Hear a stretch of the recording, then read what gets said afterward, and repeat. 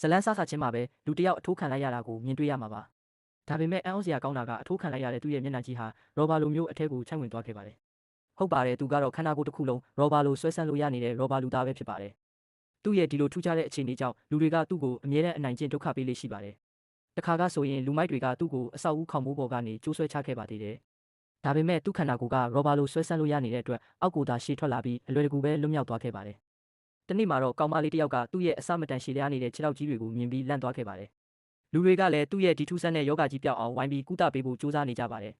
အဲ့ဒီအချိန်မှာကောင်မလေးကသူ့ရဲ့လက်ကိုမတော်တဆဆွဲလိုက်မိတဲ့အခါရောဘာကျိုးကြီးလိုရှည်ထွက်လာလို့အားလုံးကပထမဆုံးအကြိမ်မြင်ဘူးတလူမျိုးမှင်သက်ပြီးအံ့ဩသွားခဲ့ကြပါတယ်အဲ့ဒီနောက်ကောင်မလေးကဘေးနားကပလင်းတစ်လုံးကိုမတော်တဆသွားဖိမိလိုက်တဲ့အခါအထက်ကနေထူးဆန်းတဲ့တံငွေတွေထွက်လာပြီးအဲ့ဒီတံငွေတွေကိုရှူမိသွားတဲ့ရောဘာလူသားဟာနှာချေလိုက်ပါတော့တယ်သူနှာချေလိုက်တဲ့အချိန်ကြောင့်သူ့ရဲ့မျက်နှာကြီးကဆွဲဆန့်ခံလိုက်ရတယ်လို့ပုံပြက်ပန်းပြက်ဖြစ်သွားပြီးဘယ်မိန်းကလေးမှမနစ်သက်လောက်တဲ့ရုပ်ဆိုးဆိုးမျက်နှာကြီးဖြစ်သွားခဲ့ပါတယ်အချိန်နည်းနည်းကြာတဲ့အခါမှာတော့သူ့ရဲ့မျက်နှာကပုံမှန်အတိုင်းပြန်ဖြစ်သွားခဲ့ပေမဲ့လက်တွေခြေထောက်တွေကတော့ရှည်မြဲရှည်နေစေပါအဲ့ဒီအခါမှာကောင်မလေးကပြာရောင်ဆေးရည်တစ်ခွက်ယူလာပေးခဲ့ပါတယ်ကောင်လေးလည်းအဲ့ဒီဆေးရည်ကိုတောက်လိုက်ရောမကြခင်မှာပဲသူ့ခန္ဓာကိုယ်ကပုံမှန်လူတွေလိုမျိုးပြန်ဖြစ်သွားခဲ့ပါတယ်သူလည်းယောဂပျောက်သွားပြီဆိုပြီးအရန်တွေဝမ်းသာပျော်ရွှင်နေခဲ့တာပေါ့ဒါပေမဲ့ကောင်မလေးကတိတ်လဲပျော်မနေနဲ့အောင်ဒါကခဏတစ်ဖြုတ်တက်တာသွားအောင်လုပ်ပေးတဲ့ယာယီကုသမှုပဲရှိသေးတယ်လို့ပြော